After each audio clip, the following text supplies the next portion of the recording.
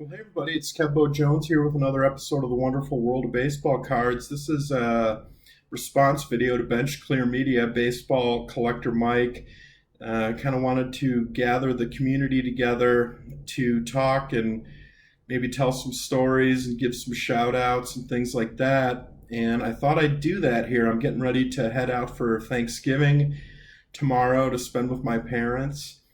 But I started thinking about it, and I have met some amazing people in the hobby over the last 18 months.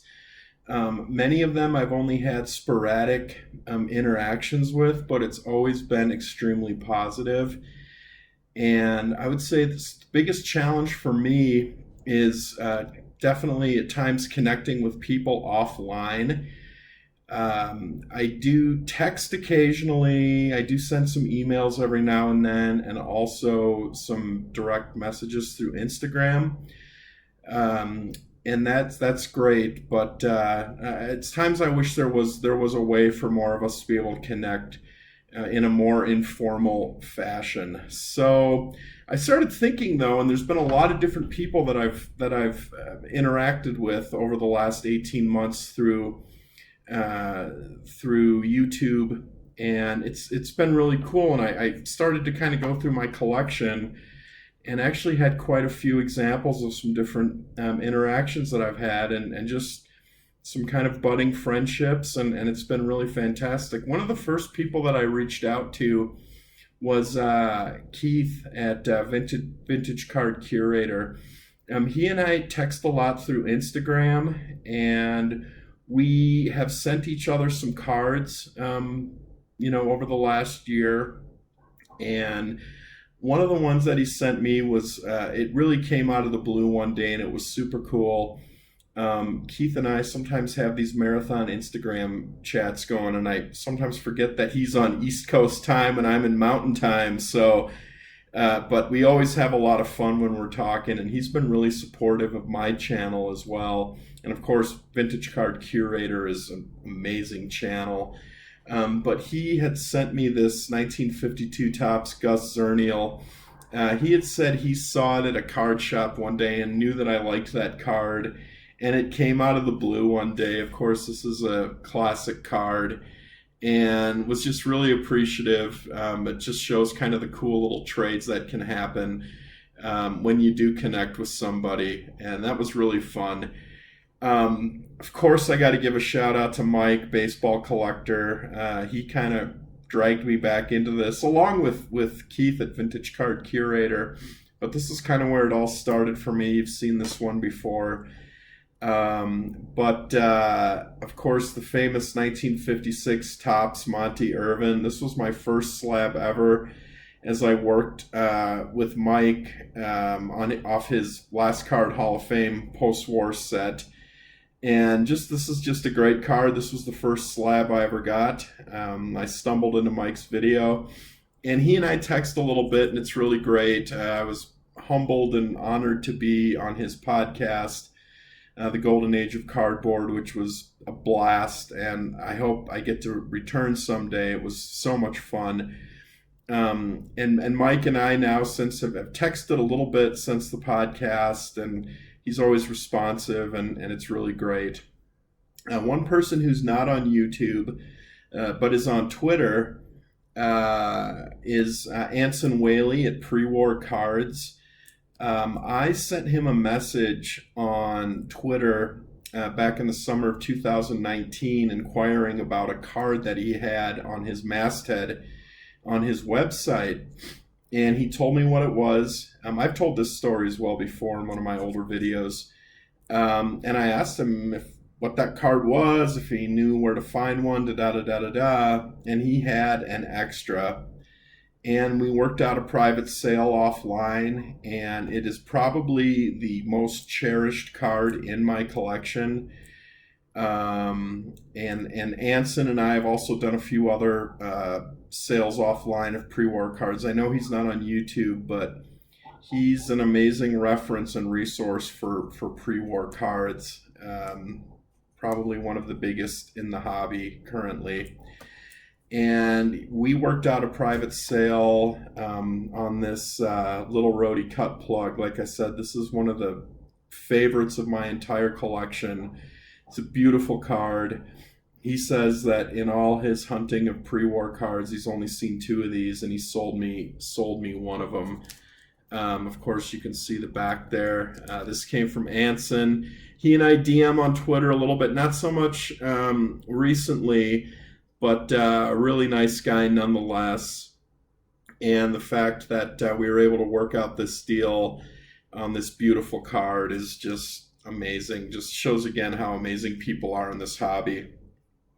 Again, working kind of with some people in more of a transactional capacity, but seamless and smooth and super cool. About a year ago, almost to the day, I was watching one of Filmington's videos, and he was selling some cards through his YouTube channel.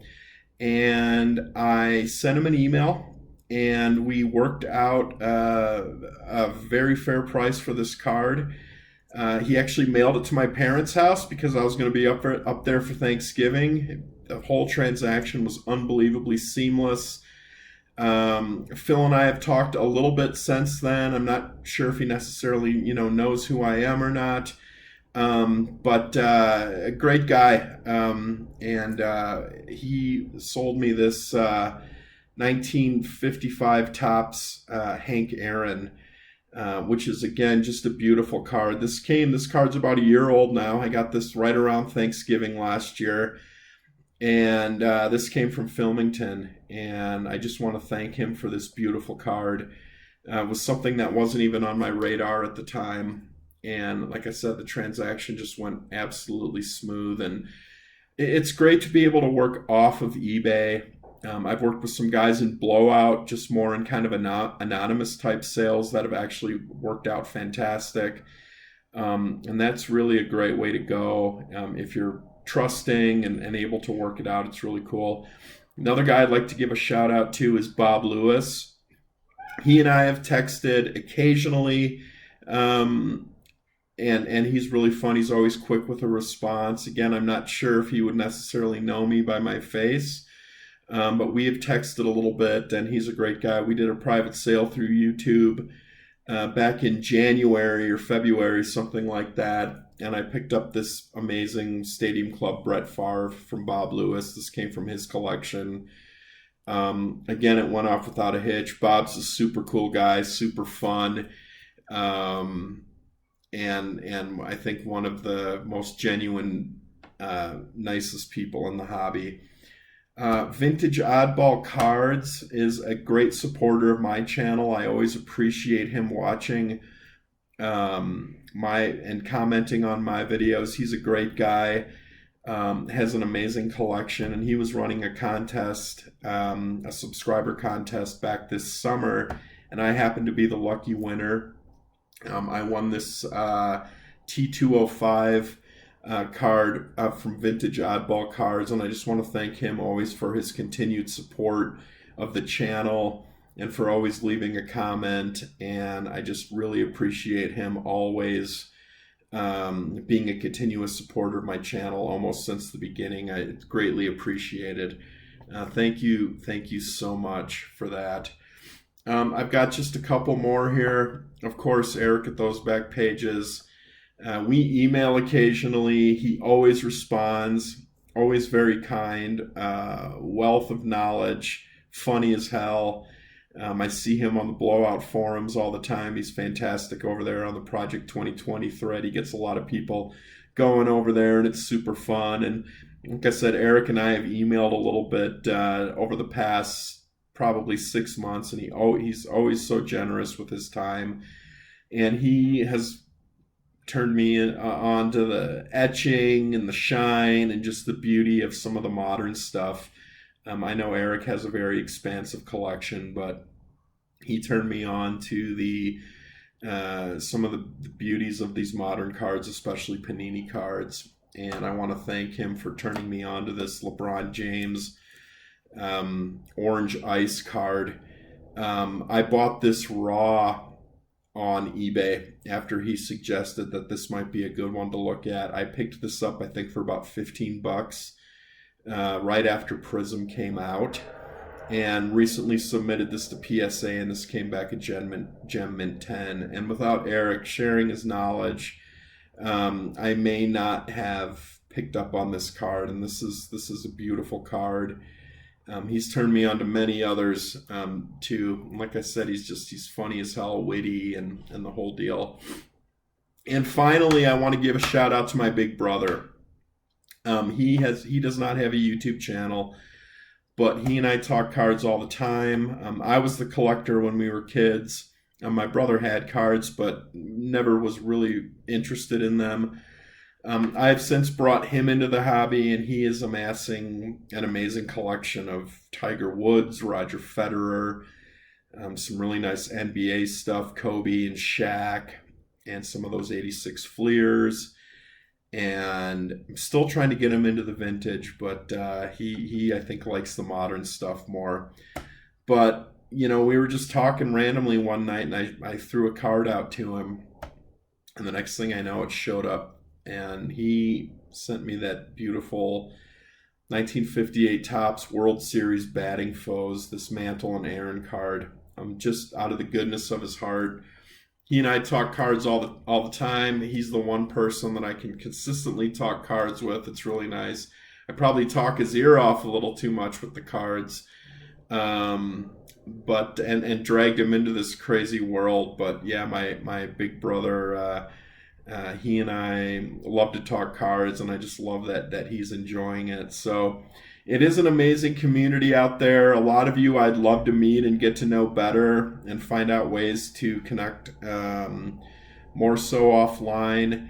And if there's ever a way to do that, feel free to reach out to me in the comments. And thanks, everybody. I hope you all have a happy Thanksgiving and a happy holiday season coming up here, a safe holiday season.